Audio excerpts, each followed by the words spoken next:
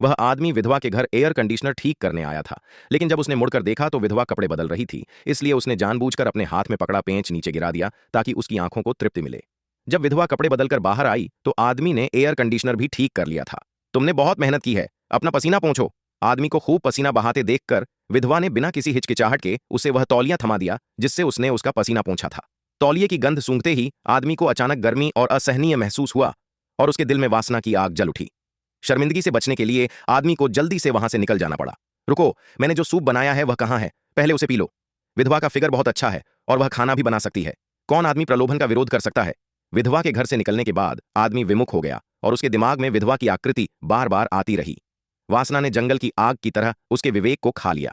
उसके बाद आदमी ने कुछ भी करने में रुचि खो दी और जब भी उसके पास समय होता वह दीवार के कोने को घूरता रहता, ऊपर एक और रिसाव की उम्मीद करता। उसके हाव भाव को देखकर उसकी पत्नी को लगा कि यह बहुत अधिक काम के दबाव के कारण हुआ है, इसलिए उसने विशेष रूप से अपने पति के पसंदीदा भोजन की एक मेज तैयार की, लेकिन वह एक निवाला भी नहीं खा सका। इस समय विधवा ने एक पाठ संदेश भेजा और आदमी तुरंत ऊर्जावान हो गया।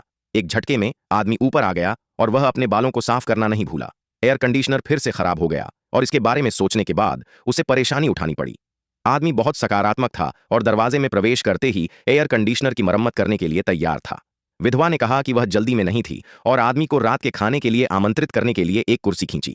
जैसा कि अपेक्षित था, वह घर के बने भोजन की आदी थी, लेकिन वह मसालेदार गर्म बर्तन के प्रलोभन का विरोध नहीं कर सकी।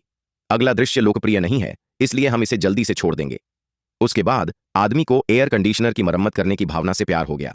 जब भी वह खाली होता वह विधवा को खोजने के लिए ऊपर चला जाता और उसका जीवन बहुत खुशहाल था। इसलिए एक हुनर होना वाकई जरूरी है।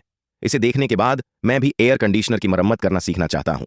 इस दिन जब वह हमेशा की तरह एयर कंडीशनर की मरम्मत करने के बाद खाना खा रहा था तो आदमी की चॉपस्टिक गलती से गिर गई। जैसे ही वह चॉपस्टिक उठाने के लिए नीचे झुका, कुछ अजीब हुआ। क्या हुआ? जब उसने अपना सिर नीचे किया और फिर से देखा तो सब कुछ सामान्य हो गया। फिर महिला बिल्ली के बच्चे की तरह मेज के नीचे लेट गई और आदमी को अब अजीब दृश्य की परवाह नहीं थी। दोनों करीब आ गए और आदमी हर दिन सभी प्रकार के व्यंजन खाता था। इस तरह के सम्राट जैसी जिंदगी ने उसे बाहर की हर चीज से असहज कर दिया है। वह चाहे कुछ भी खाए, वह काले दाग जरूर उगलेगा। आदमी पागलों की तरह फिर से ऊपर गया, लेकिन इस बार उसने महिला का शव देखा।